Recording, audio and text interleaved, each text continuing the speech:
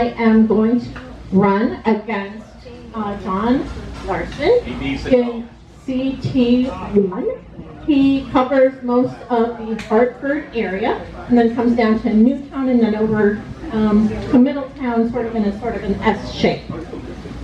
This district is considered the deepest blue district in the state of Connecticut, but part of the reason for that is that there are a lot of Connecticut representative districts that do not have Republican candidates, and I want everybody to know I am here. I will help you run. I will tell you how to run. I will tell you how to be a treasurer. Whatever you need, I will get you plugged in, because we need people to be running. We can't be having unopposed Democrats. That's why we have a supermajority right now that's pulling all this stuff in Hartford, and there's nothing we can do. There's nothing we can do. What? Tom, how many ran unopposed last time? Yeah, there were like 44 seats unopposed.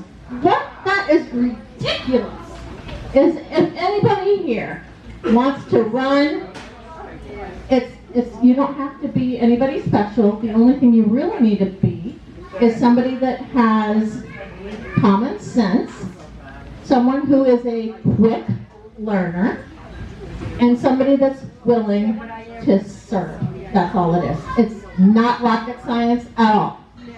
And we here, everyone in this room, can I see the hands of everybody who will help someone run?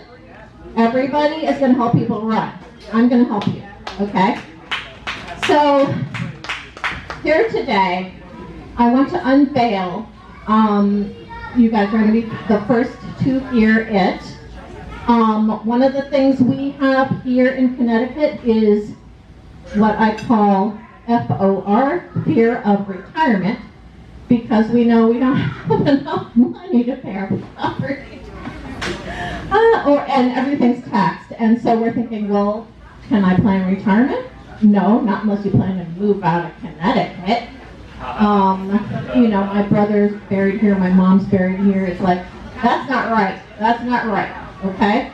So the financial problems and the financial struggles that actually cause a lot of our division, like the poverty inside of towns like Hartford, which was just declared the single most unaffordable city in the entire United States. Yes, Hartford. We are suffering. We are suffering because of horrible, horrible leadership, greed, and corruption, and it must end. So one of the things that I'm going to present that I think should be palatable to people of any political stripe is called, and I'm hoping other candidates will be willing to sign it and say that they support it. I'm going to call it the Pact for Prosperity. There's two problems with prosperity. One, not enough opportunity on one hand, especially in underserved communities and minority communities, lack of opportunity. And on the other hand, you have expenses that are too high. So when opportunity is low and expenses are high, we can't just throw $1 million here and there at it like crumbs from their table. They don't want to solve the problems, because as soon as they solve the problems, their base won't vote for them anymore. So we want to empower growth. We want to empower people. And I have a little group of legislative ideas. Most of them are federal level, but they can also be implemented at the state level. And it's called the Pact for Prosperity. The first part is increase the opportunity. Number one is Learn to Read Guaranteed. And it is a piece of legislation that helps kids underserved actually read. Number two is Make the Grade Learn a Trade, where we support people learning trades in the underserved communities. And the other one is we're going to end recidivism with re-entry people by teaching them apprenticeship jobs. So that's on the opportunity side. On the cost side, we're going to go to radical transparency, which we have a infrastructure that puts every single nickel, dime, penny of our money that is being spent so that you don't have to FOIA it and be delayed 2 years trying to get a FOIA request in to find out where your money is going. Radical transparency creates radical accountability. We know what they're doing, and we're not going to let them do it. Okay?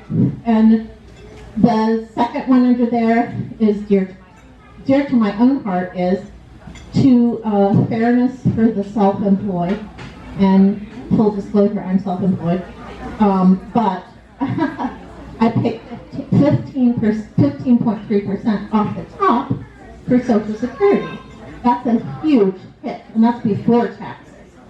So people who are self-employed like myself often don't have any benefits whatsoever, no 401k, no health coverage, no savings, no paid time off.